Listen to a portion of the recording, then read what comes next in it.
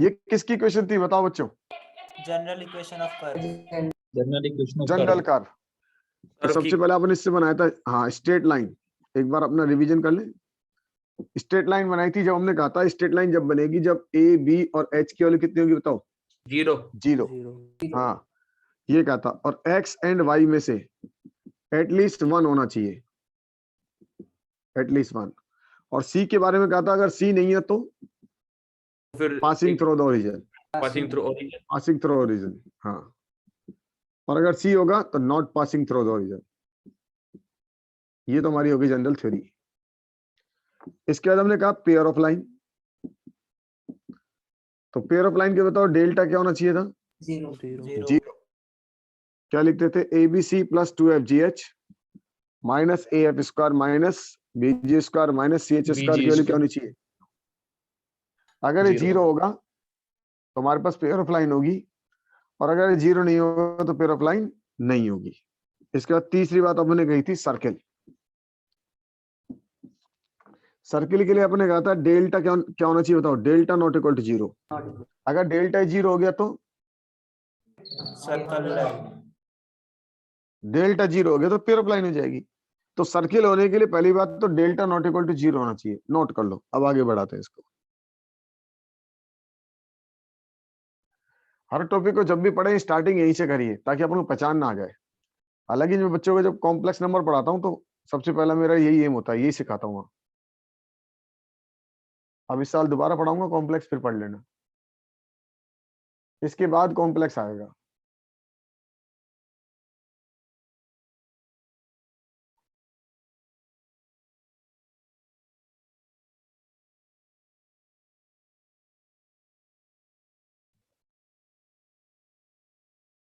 हो गया। हो गया। तो सर्किल के लिए डेल्टा 0 नॉट इक्वल टू 0। उसके बाद अपन और गई थी A is equal to B but not equal to कितना बच्चों? 0। ए की वैल्यू बी के इक्वल होना चाहिए, नॉट इक्वल टू 0 होना चाहिए। और एक बात और कही थी बताओ? H क्या होना चाहिए? 0। H equal to 0। और इसके बाद एक बात और बोली थी कि R greater than equal to 0, radius भी ग्रेटर देन इक्वल टू 0 होना चाहिए। Yes sir. ये इन तीन, हाँ, इन तीन बात का हमें ध्यान रखना है।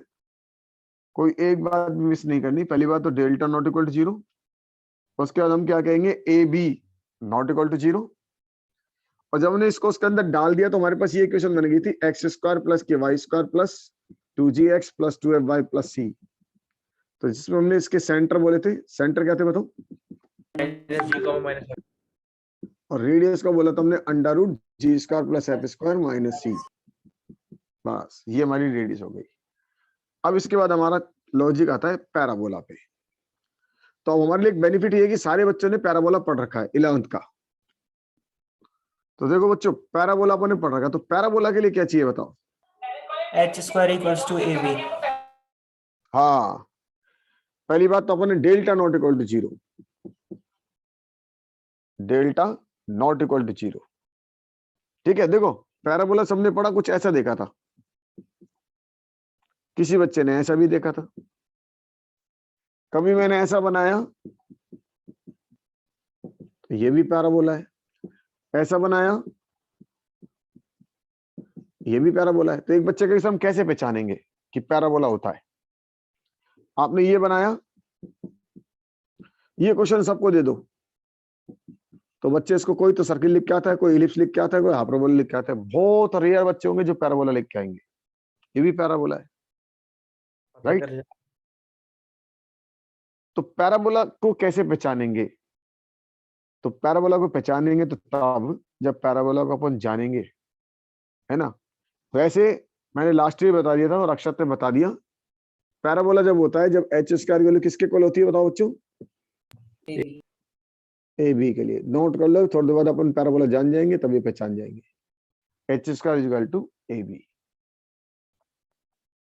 हल्का हल्का सा इलेवंथ का करा देता हूँ, डेरिवेशन भी बता देना। हाँ सब बता दूंगा। हल्का हल्का सा इलेवंथ का करा देता हूँ ताकि जिन बच्चों ने इलेवंथ को नहीं पढ़ा होगा या थोड़ा बहुत गायब भी होगा तो याद आ जाएगा।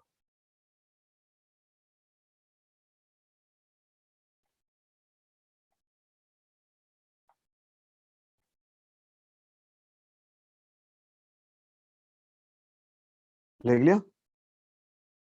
Yes sir. देखो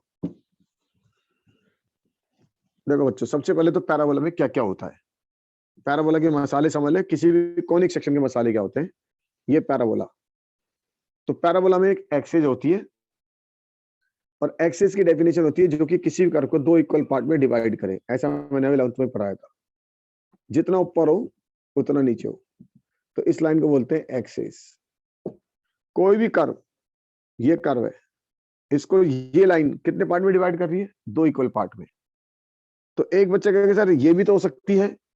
यस, तो ये भी दो इक्वल पार्ट में डिवाइड कर रही है इधर, तो ये दोनों इसकी एक्सिस हो गई। तो इसलिए इलिप्स में दो एक्सिस मिलेगी, पैराबोला में एक ही मिलेगी। ये तो हमने एक्सिस पे प्लॉट करा है। अगर मैं ना बनाऊं तो ऐसे भी बना सकता हूं। किसी बच्चे ने ऐसा बना दिया तो ये इसकी एक्सिस है, क्योंकि इसका दो पार्ट में डिवाइड कर रहा है। जरूर थोड़ी पैराबोला सारे यही बने, ऐसा पैराबोला भी हो सकता है। ये इसको दो पार्ट में डिवाइड कर रहा है, तो ये इसकी एक्सिस है, राइट। तो एक्सिस की डेफिनेशन क्या है? जो कि पैराबोला को कितने पार्ट में डिवाइड करे? बोलो बच्चों। Two equal parts. Two equal parts. लिखवाने की जरूरत नहीं है। A line which divides the parabola in two equal parts is known as axis. Wall. Sir जो ये एक्सिस जाएगी, ये वहीं से जाएगी ना जहाँ पे स्लोप पैराबोला की स्लोप चेंज हो रही है। भाई कैसी कैसी डेफिनेशन बता रहे हैं? नहीं, सीधी मेरे सीधी पूछ बात रहा है। हूँ, पता नहीं, पूछ रहा हूँ। स्लोप चेंज का क्या मतलब है? स्लोप तो हर पॉइंट पे चेंज होती है भाई। यहाँ पे अरे सर, स्लोप तो मतलब यहाँ पे वो पैरेलल हो जाती है एक्स एक्सिस के या वाई एक्सिस के। क्यों? ये ले, ये ले, और ये कहीं पैरेलल नहीं है एक्स एक्सिस या वाई एक्सिस के। सर मुझे तो बता, मैं को एक पैराबोला में चेंज कर सकते हैं ना? एलिप्स को पैराबोला में कैसे चेंज करेगा? दोनों की एसेंट्रिसिटी अलग अलग होती है। उसकी एसेंट्रिसिटी 1 होती है, उसकी एसेंट्रिसिटी ई होती है। अगर ई मैंने की वैल्यू YouTube पे देखा था, तो लेस उसमें देन, बोला था कि जो जो ये एलिप्स होती है ना, ये मतलब जो मतलब एलिप्स को 3D में, मतलब 3D में जब काटते हैं बीच में से, तो ये बन जाता है पैराबोला। तो उस ऐसे इक्वेशन को उसको चेंज कर सकते हैं इसमें। वो समझ में नहीं आया था कैसे करा उन्होंने। इलेप्टिकल शेप को हम, इलेप्टिकल शेप का कुछ पोर्शन हम पैराबोलिक मान सकते हैं, कुछ पोर्शन, लेकिन सारा नहीं। वैसे तो इलिप्स का ई हमेशा एक से कम होता है, और पैराबोला का ई इक्वल होता है। अब मैं आपसे एक छोटी सी बात पूछूं, चलो ये स्ट्रेट लाइन है, बताओ क्या ये सर्किल है? क्या ये सर्किल है? सर इनफाइनाइट रेडियस का मान लेते हैं तो फिर ये सर्कल हो जाता है। तब ये मैंने आपको बताया भी था लास्ट ईयर। अगर किसी सर्किल पे इनफाइनाइट रेडियस लगा दोगे तो वो सर्किल हो जाएगा। मान लो हमने किसी पत्थर को पानी में डाल दिया, तो ऐसी शेप बनाएगा वो, और कुछ स्टेज के बाद क्या हो जाएगा? वो ऐसा हो जाएगा सीधा। होगा नहीं होगा बताओ? Yes sir. Yes sir. तो ये हमारा क्या है? ये स्ट्रेट लाइन भी और एक तरह सर्किल भी है। अगर हम इसको बोले ये कर्वेचर है, इसका कर्वेचर है, और इसका कर्वेचर नहीं है, और कर्वेचर को अपन बोलते हैं रो इज प्रोपोर्शनल टू 1/r। अगर r की वैल्यू इन्फिनिटी कर दोगे तो ये क्या हो जाएगा? 0 हो जाएगा। इसका मतलब कर्वेचर इसका खत्म, इसलिए बोलते हैं इसको कर्वेचर। कर्वेचर का मतलब जो कर्व की फॉर्म हो। अब ये कर्व की, इसका रेडियस का है, इसका क्या है? रेडियस ऑफ कर्वेचर कितना है बताओ? 0। रेडियस ऑफ कर्वेचर तो 0 होगा ना इसका। Yes sir. रेडियस इन्फिनिटी होगी। तो ऐसे अपन किसी भी चीज को एक दूसरे से कोरिलेट कर सकते हैं, लेकिन हमको मालूम है कभी रेडियस इन्फिनिटी लेते नहीं हम, मान लेते हैं बस ऐसा। और ये तो बहुत सारी जगह काम आता है हमारा लाइफ में। अभी थोड़ी देर बाद मैं आपसे पूछूंगा, आप पढ़ोगे, तो जब पढ़ोगे ना, उस एक टॉपिक पढ़ोगे, उसका नाम होगा डायरेक्टर सर्किल। पढ़ा था ना अपन सर्किल में? डायरेक्टर सर्किल टॉपिक पढ़ा था। Yes sir. तो वो डायरेक्टर सर्किल जब पढ़ाऊंगा तो ये बात मैं आपको समझाता भी चीजें। ठीक है रोहन? Yes sir. चलिए, तो हमने सबसे पहले बात करी एक्सेस की। तो हाँ, अरंजे को कंफ्यूजन हो रहा था थोड़ा। अरंजे समझ में आ गया? जरूरी नहीं हो एक्स एक्स के, जरूरी नहीं हो एक्स एक्स के पैरेलल हो, जरूरी नहीं हो किसके पैरेलल हो? वाई एक्स के पैरेलल हो। एक्सेस तो कैसी भी हो सकती है। दूसरी बात, ये एक्सेस जहां इसको काटे, ये मैं इसलिए पढ़ा रहा हूँ कि कुछ बच्चे 11th मुझसे नहीं पढ़े हुए। जो बच्चे 11th मुझसे पढ़े उनको तो सब कुछ नॉलेज होगी, उन्होंने पढ़ा भी है, मैंने हटाया नहीं था। जहां इसको काटती है उसको बोलते हैं वर्टेक्स। तो मुझे तो सबको बराबर लेके आना है। ये वर्टेक्स, वर्टेक्स हमेशा वो पॉइंट होता है जहां एक्सिस मीट करती है। अगर ये इलिप्स है तो इलिप्स के कितने वर्टेक्स हो जाएंगे बताओ? दो हो जाएंगे। पैराबोला के एक, हाइपरबोला के भी हमारे पास क्या होंगे, दो हो जाएंगे। तो वर्टेक्स की डेफिनेशन होती है जहां उसकी एक्सिस को काटती है। क्लियर हो गया? तो ये वर्टेक्स हो गया। देखो, तो हमें वर्टेक्स समझ में आ गया। अब Yes, एक sir. ऐसी लाइन, हाँ ये वर्टेक्स हो गया। अब इसके पैराबोला की एक्सिस पर इस वर्टेक्स से कुछ डिस्टेंस पे, अभी कुछ डिस्टेंस क्या होगी थोड़ी बाद पता लगेगा, इसे बोलते हैं फोकस। लेकिन पैराबोला के इनसाइड क्या होता है, फोकस। और जितनी डिस्टेंस पे फोकस होता है उतनी ही डिस्टेंस पे एक वर्टिकल लाइन होती है, इसको बोलते हैं अपन क्या, डायरेक्ट्रिक्स। हाँ, DIRECTRIX। खूब खूब टेढ़ा चैप्टर है, ध्यान रखना। मजेदार चैप्टर भी है, इंटरेस्टिंग भी, बहुत लेंदी भी है।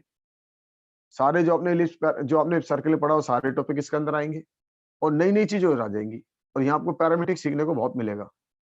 असली पैरामीट्रिक यहाँ सीखने को मिलता है। जैसे स्ट्रेट लाइन पर सर्कल में हमने कम कराया, अभी सर्कल का दोबारा यहाँ करा दूंगा रिवाइज।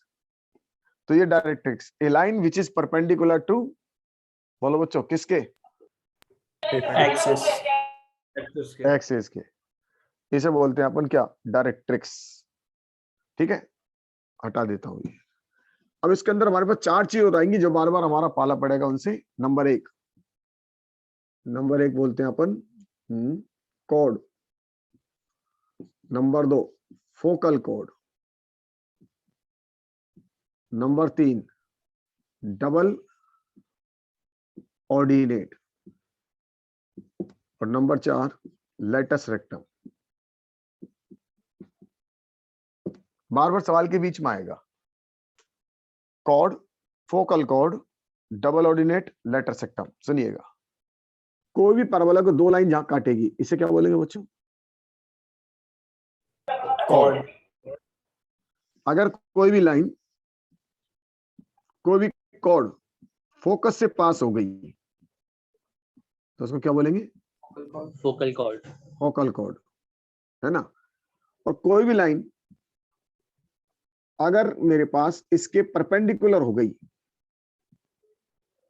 तो उसे क्या बोलेंगे बच्चों, ऑर्डिनेट। देखो अपन इस एक्स को बोलते हैं एब्सिसा और इस वाई को क्या बोलते हैं, ऑर्डिनेट। अब ये ऑर्डिनेट का डबल हो गया तो इसलिए पूरा नाम क्या होगा इसका, डबल ऑर्डिनेट। तो नोट कर ले, इस डबल ऑर्डिनेट को बना ले, डायग्राम बना ले, ताकि छोटी छोटी बात, इस कोड के आगे वाला डायग्राम बना ले, फोकल कोड के आगे वाला डायग्राम बना ले। और अगर ये डबल ऑर्डिनेट मेरे फोकस से पास हो गई तो उसको बोलेंगे क्या, LR, लेटस रेक्टम।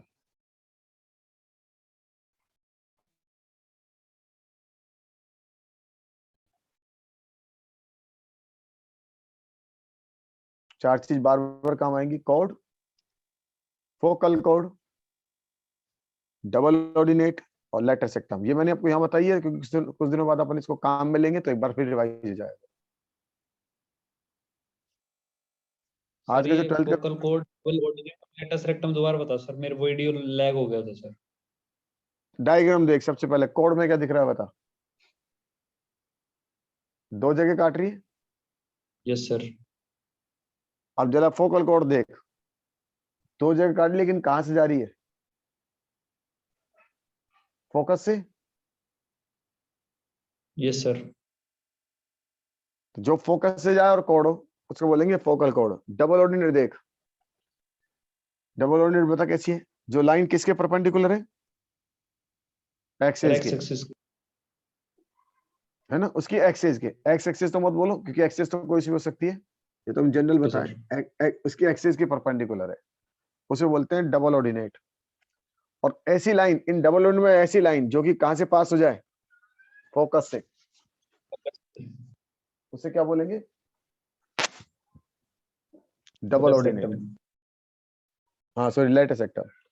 ध्यान है ना, पैराबोला की बहुत, बताना। लेटस रेक्टम एक special type of double ordinate हो गया जो कहां से पास हो रही है बता, फोकस। अच्छा ठीक है ठीक है। फोकस से। ध्यान रखिए एनडीए में 3 से 4 सवाल आएंगे इसके। पैराबोला की। रोहन से पूछ लो, क्यों रोहन? हाँ सर। पैराबोला को मजबूत करके चलो, एनडीए के सवाल बहुत मजबूत हो जाते हैं।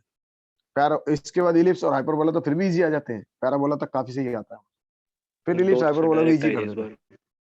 हाँ, इलिप्स हाइपरबोला को इजी कर देते हैं वो।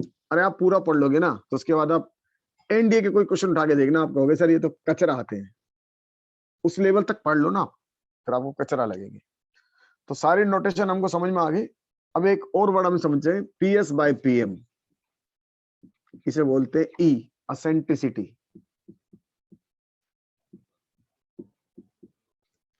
पीएस बाय पीएम का रेशो, ये मैं आपको जस्ट रिवाइज करा रहा हूं कि कुछ बच्चे नए थे जिन्होंने 11th हमसे नहीं पढ़ी, तो इसलिए पीएस बाय पीएम का रेशो क्या कहलाता है? ई। तो हमारे पास सबसे पहले आएगा पी, पी और एस, एम क्या है?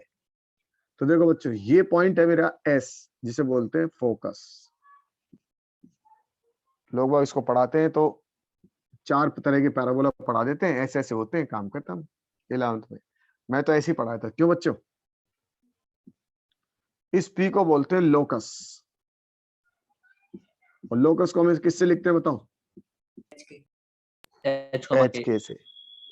और ये पॉइंट यहाँ पे ड्रॉप डालते हैं, इसको बोलते हैं एम, और ये मेरी होती है डायरेक्ट्रिक्स। नोट कर ले, ये पीएस बाय पीएम का जो रेशो होता है इसे बोलते हैं ई, असेंटिसिटी। पैराबोला के रिस्पेक्ट में बता दो सर। अभी बताऊंगा, सारा कुछ बताऊंगा, एक बार नोट कर ले बस, सारा कुछ बताऊंगा। हालांकि बताना मुझे चाहिए नहीं, क्योंकि ये सारी चीजें अपने 11th तो पढ़ी है, लेकिन ये मान के पढ़ा रहा हूं मैं, पता नहीं पढ़ी हो ना पढ़ी हो। नहीं तो मैं, मेरे से जो 11th पढ़े पूछ लो उन बच्चों से, हितेश से पूछ लो, विशाल से पूछ लो। क्यों विशाल? Yes sir. पढ़ा ही नहीं पढ़ा है सारा? हाँ। सर, पढ़ा। और लास्ट ईयर के बच्चों से पूछ लो, अक्षत से। अक्षत है, ईमानी है, सत्यम है। पीएस बाय पीएम का रेशो क्या कहलाता है? ई। अभी बता रहा हूँ रंजय, ठीक है? सर मैंने पिछले साल पढ़ा ही नहीं सर ये। कोई बात नहीं, अब दूर कर लो इसको, हटा दूं। Yes sir. देखो, पहले मीनिंग समझ लीजिए, एक बार फिर समझाता हूं। मान लो किसी बच्चे ने डायग्राम ये बना रखा है ऐसे, ये फोकस हो गया, है ना? आपने यहां से लिया, ये मेरे पास क्या हो गया? पी हो गया, और यहां ये लेंथ ये हो गई डायरेक्ट्रिक्स। तो जितना पीएसएम है उतना ही एम होगा। पीएस बाई पीएम, इसके रेशो का मैंने बोला ई, और अगर ई की वैल्यू 1 हो जाती है इसको बोलते हैं पैराबोला, और अगर ई की वैल्यू 1 से कम हो तो ये बनता है एलिप्स। अभी बना के दिखा रहा हूं। और अगर ई की वैल्यू 1 से ज्यादा तो उसको बोलते हैं हाइपरबोला। मान लो अब आप इसको देखो, ऐसा बना दो, ये एलिप्स बना दी मैंने। बताओ भाइयों, कौन ज्यादा हो गया? कौन ज्यादा हो बताओ? ज्यादा हो गया सर। अगर पीएम ज्यादा हो गया तो ये पीएस रेशो कैसा आएगा बताओ? सर आपकी आवाज 1 खराब से हो कम हो जाएगा। Sir PS video by pause PM हो का रही रेशो है। 1 से कम हो जाएगा ना? सर आप क्या कर रहे वीडियो हैं? पॉज हो रही है, आवाज नहीं आ रही सर। स्टार्ट कर दे बेटे। हाँ रंजय, तो मैं कह रहा था, बता इस पीएस और पीएम में से कौन ज्यादा होगा? पीएम ज्यादा है सर। पीएम ज्यादा है, तो पीएम ज्यादा है तो पीएस बाय पीएम का रेशो 1 से कम आना चाहिए सर। और 1 से कम आएगा, तो 1 से कम आएगा तो शेप किसकी आ रही है? देख, इलिप्स की आ रही है ना? हाँ सर। और अगर मैं इसको ऐसे बना दूं, अब जरा देख कौन ज्यादा है? सर अब तो ये ज्यादा है, पीएस से ज्यादा कौन? है। और पीएम कम हो गया, हाँ सर, तो फिर तो एक हाइपरबोला बन हाइपरबोला है। अब समझ में आ गया कैसे किसके रेस्पेक्ट में चल रहा है? यस। इसको, इस ई को कम ज्यादा करके इनकी शेप दी जाती है। अगर मुझे कोई सैटेलाइट छोड़ दिया, उस सैटेलाइट को यहां से पता है हाइपरबोलिक शेप में दिया जाता है। हाइपरबोलिक शेप में जाने के बाद फिर जब वो स्टेशन में स्टैब्लिश किया जाता है, तो स्टेशन में स्टैब्लिश करने से पहले उसको इलिप्टिकल शेप में लाया जाता है। तो उसकी क्यों? ई को कंट्रोल करते हैं। भाई सैटेलाइट कैसे चक्कर करेगा? सैटेलाइट को कहाँ लाना है आपको? इलिप्टिकल शेप में लाओगे जब तो चलेगा, अच्छा अर्थ सर। के चारों तरफ। तो ये बैठे बैठे क्या होता है, उसकी ई को कंट्रोल करते हैं और उसकी वेलोसिटी को कंट्रोल करते हैं। और ये आपको समझ में आ सकता है डिफरेंशियल इक्वेशन से। किससे समझ में आएगा? डिफरेंशियल Differential इक्वेशन समझाएगी थी, हाँ वो समझाएगी आपको कि मैथ्स की डिफरेंशियल इक्वेशन कैसे काम करती है, और भी समझाऊंगा बाद में धीरे धीरे। तो इस PS बाई PM के रेशो क्या बोलते हैं बच्चों? E। eccentricity। हाँ, आज तुम्हारा टॉपिक केवल बेसिक बेसिक चल रहा है, बस फिर थोड़ी देर में स्टार्ट कर देंगे इसको, लेकिन बेसिक जरूरी है ताकि हम रिफ्रेश हो जाएं। तो अब हम दुनिया का सबसे आसान पैराबोला बनाएंगे, और जो सबसे आसान पैराबोला बनाया जाता है उसको बोलते हैं स्टैंडर्ड। क्या बोलते हैं? Standard parabola. और ये हमें सबसे पहले पढ़ा के रटाया जाता है। अब देखो, सबसे पहले मैथमेटिशियन के मन में आया होगा कि एक्सेस चूज करते हैं, तो मेरे पास बताओ कितनी एक्सेस है? 2 है, x और y। तो किसी एक को मान लेता हूँ, बाद में दूसरे को मानूंगा मैं। ठीक तो है। मैंने इसको एक्सेस मान लिया, है ना। अब इस एक्सेस पे सबसे सिंपल पॉइंट ले लिया, ओरिजिन, इसको मैंने वर्टेक्स मान लिया, तो पैराबोला मेरा ऐसे ही बनेगा, इसके अबाउट सिमेट्रिकल बनेगा, नहीं बनेगा बताओ? हाँ सर। Yes sir. हाँ, तो मैंने दुनिया में सबसे आसान पैराबोला बनाना है, और जो सबसे आसान चीज होती है, जैसे हम लिमिट में sin x बाय x को 1 बोलते हैं, सबसे आसान था, उसके बाद हमने सारी लिमिट पढ़ी। तो ऐसी जो सबसे आसान चीज होती है उसे हम स्टैंडर्ड बोलते हैं। तो ये मेरा वर्टेक्स हो गया 0 0। अब मुझे इसी लाइन पे कहीं एक फोकस लेना था, तो मैंने किसी डिस्टेंस पे A पे फोकस ले लिया। सर फोकस कहीं पे भी ले सकते हैं सर? अंदर लेना है A डिस्टेंस पे। नहीं वो तो ठीक है, फिर ए तो वेरिएबल है ना, कहीं भी ले सकते हैं ए का तो। A कांस्टेंट है बेटा, A कांस्टेंट है, A कांस्टेंट है। आपने लेंथ फिक्स कर दी ना A, हाँ, जितनी जितनी डिस्टेंस पे लिए लिया, उतनी डिस्टेंस पे हमें क्या लेना है? एक।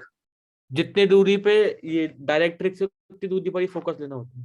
हाँ, कुछ ही कह सकते हो, जितनी दूरी पर डायरेक्ट से दूरी फोकस, या जितनी दूरी फोकस से दूरी पर डायरेक्ट, लेकिन एक दूसरे के अपोजिट। ठीक सर। अब ये आ गया। अब इसकी इक्वेशन कितनी आएगी? 100% की इक्वेशन क्या लिखेंगे? x is equal to minus से। ठीक सर। सही है ना। अब आपके पास फोकस आ गया, ये तो मेरा हो गया नोटेशन x। पॉइंट P जिसका लोकस मुझे निकालना है h के लिखूंगा, और यहां से इस पे ड्रॉप। थोड़ा ज्यादा दूर बन गया, ध्यान रखिएगा, थोड़ा पास ला सकते हैं, इक्वल रेशो रखना है क्योंकि पैराबोला की बात करनी है। तो PS by PM is equal to 1। Note कर लो इसको।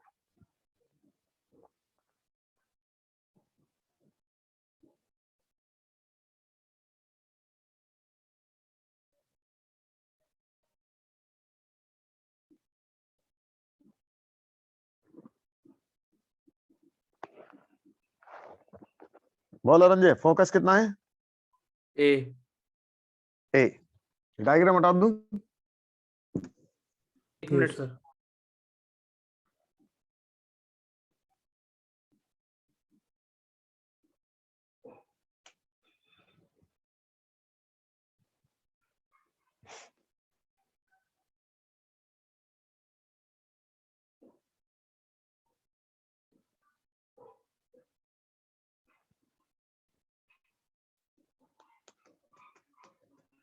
बता लीजिए सर।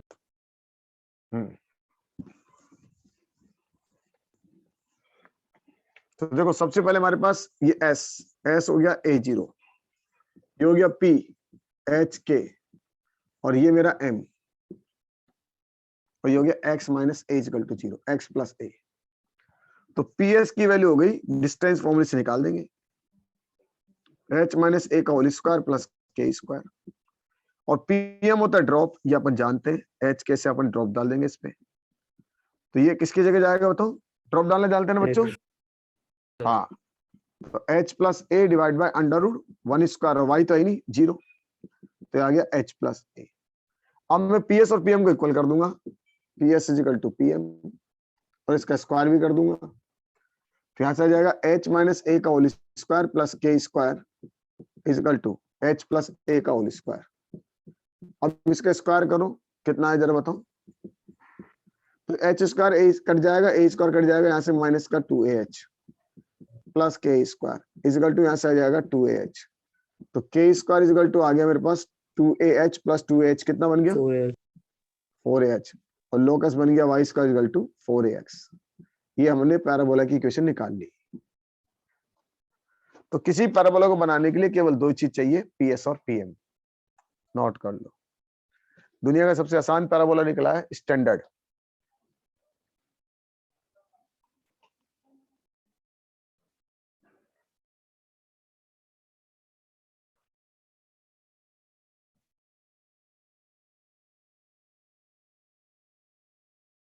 पैराबोला के सवाल इजीली हो जाते हैं, थोड़ा थोड़ा ध्यान रख के चलिए, सर्किल भी हो जाता है, थोड़ी प्रैक्टिस करनी है बस। एक बार ये कंप्लीट हो जाए फिर प्रैक्टिस भी करा दूंगा मिक्स करके भी, circle, parabola, parabola ellipse, hyperbola, parabola सबकी मिक्स करके क्वेश्चन चला ले, तो सब रिवाइज हो जाएंगे।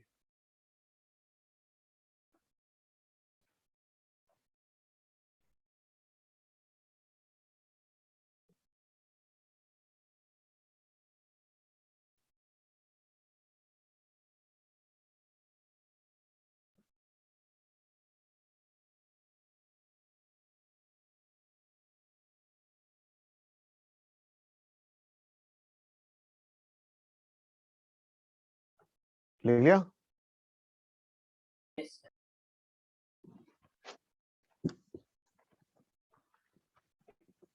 चलिए क्वेश्चन लिखिए। Find the equation of parabola whose focus to 0 and directrix x is equal to 3 या -3। बोलो बच्चों, फोकस कितना दिया? ध्यान रखिए कोई उठपटांग हरकत ना करें। बच्चे लोग 11th क्लास के मेथड चलाते हैं, 11th क्लास का मेथड नहीं लगेगा, बता दूंगा कब लगेगा कब नहीं लगेगा। इसके बीच में डिस्टेंस फॉर्म लगाएं और इस पे ड्रॉप डालें। अब दोनों का स्क्वायर कर दिया, काटने के बाद देखो कितना आया। बोलो बच्चे, यहाँ से कितना आएगा? k square is equal to यहाँ से 9 + 6h, तो k स्क्वायर ये कितना हो गया? प्लस का 10h और प्लस का 5, तो इक्वेशन आई y square is equal to 10x + 5। बोलो बच्चों सही है? स्टैंडर्ड है नॉन स्टैंडर्ड है? बोलो स्टैंडर्ड है नॉन स्टैंडर्ड है? नॉन स्टैंडर्ड है ना? हाँ,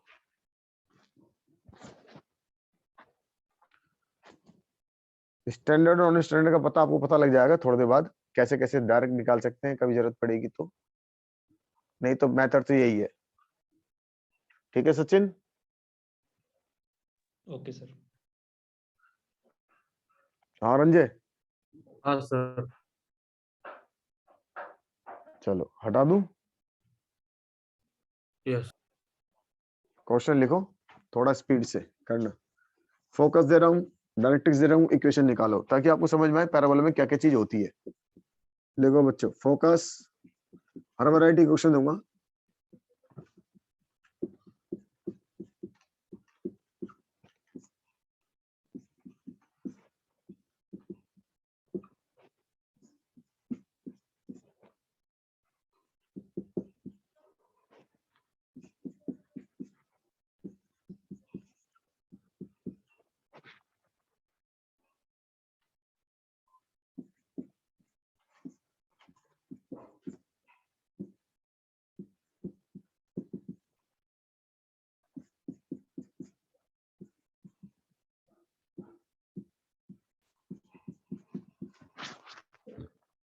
निकालिए, सारे पैराबोला की इक्वेशन चाहिए। हर वैरायटी की मैंने दे दी है ताकि आपको समझ में आए पैराबोला में क्या क्या चीजें आ सकती हैं।